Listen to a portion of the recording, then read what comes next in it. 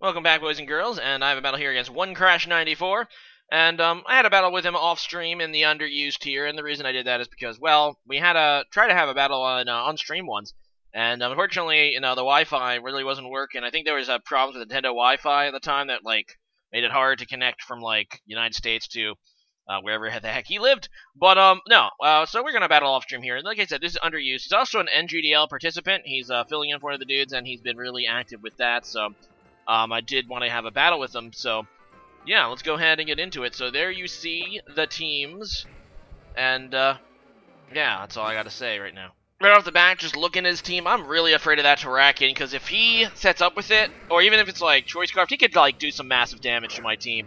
Anyway, I'm going to go ahead and lead with my Marowak. I kind of expect to lead with this Uxie, so that's kind of nice. I do have Stealth Rocks on this thing, but I kind of expect to taunt, so I'm just going to go for a Shadow Bone, which obviously is going to hit him down with his Focus Sash. The nice thing about this matchup, obviously, is I'm immune to Explosion, which a lot of these lead Uxies want to do. They want to explode after setting up rocks. But because he decided to try to taunt me, that means, yeah, he has to choose between, damage or the Stealth Rocks. He ends up going for the knockoff, so he's going to get rid of my Thick Club, which kind of lowers my damage potential, but I'll take him not being able to set up Stealth Rocks, and, obviously killing the Uxie. So, in comes Terrakion. I have really no safe switch-in for this at all, and I'm like, you know what, I guess Marowak's going to die to this thing, because I just want to scout its set. So I see the Life Orb, so that puts my mind a little at ease, because now I know it's set. I know it, for example, can't be Scarfed, so I'm just going to go out into my Superior, which can outspeed it. And I'm just going to go for the Leaf Storm. Obviously, Superior is a super big threat. Probably my biggest offensive threat because of its contrary ability. It hits hard with Leaf Storm, and then it hits even harder with Leaf Storm after that. And this is probably a special defense Sylveon, but I'm like, maybe I can 2-hit KO it. And I do, which is awesome. So I just take out this Sylveon for pretty much nothing, and that's awesome. So I have +4 now, which is nice. Unfortunately, this Mega Manectric is going to be able to outspeed me, and I do not want to take an Overheat or a Flamethrower or a Fire Blast, depending on whatever of those three he prefers. I'm going to go into Togekiss, which obviously is not a great switch, but I don't really have Pokemon I really want to take damage, and this Togekiss actually isn't going to really be super helpful. So I just had to sense up something to, I don't even know. But he's going to go for the Flamethrower. It's not going to do that much. Togekiss does have a good special defense, but probably not good enough special defense to live with Thunderbolt. Thankfully, he goes for a Volt Switch, so I don't actually quite die, so I'm going to get something off on something. I think I just go for an Air Slash.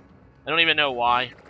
No, I think I go for a Flamethrower. He goes into his Araquanid, so that's going to be reduced by his ability Water Bubble, so that kind of sucks.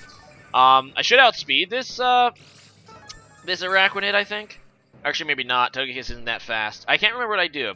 Oh yeah, I just go for the Air Slash. I figure why not. I don't even need the T-Wave on it to outspeed. Unfortunately, my 60% flinch does not happen, and he's going to be able just to liquidate me to death. Would have been nice to get a little bit more damage on the Araquanid, but oh well.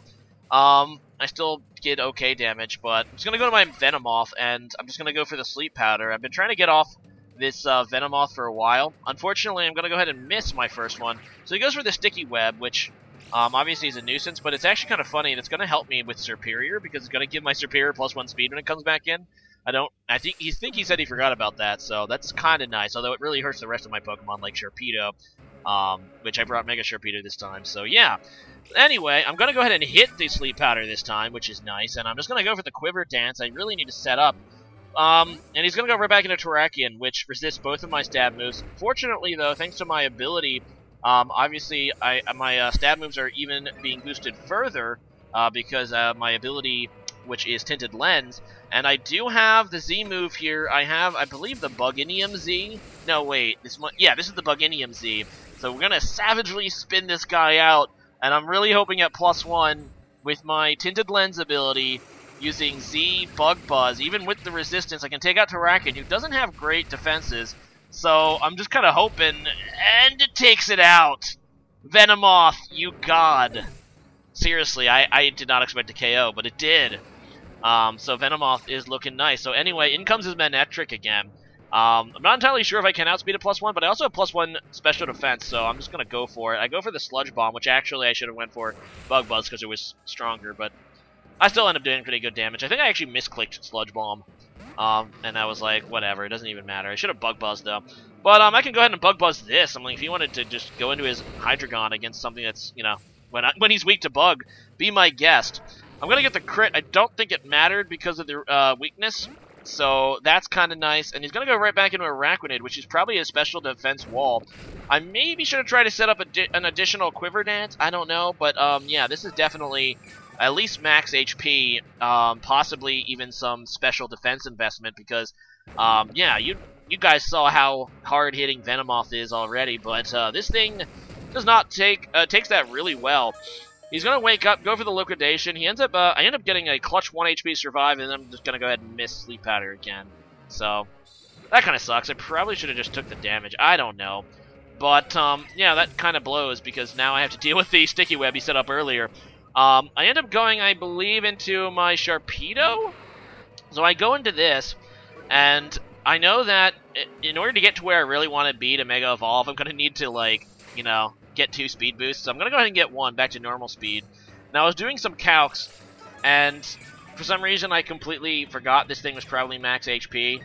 But I still have a chance to kill this thing with a Crunch without Mega Evolving. So that's what I'm hoping to do so I can get the second Beast Speed boost before I Mega Evolve.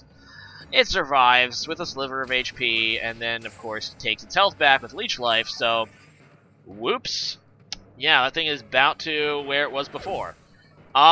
Should have just Mega Evolved and killed it, probably, but, yeah, I was getting kind of greedy, looking for the sweep. But now I'm just going to go into Superior, because I was like, oh yeah, wait a minute. I can just go into this thing and get +1 speed, so I'm just going to go for the Leaf Storm. I have to hope that he can't kill, though, with his Leech Life, because if he can, this might be game over. That's the reason I think I tried the Sharpedo first. But he does not kill me with Leech Life, thankfully.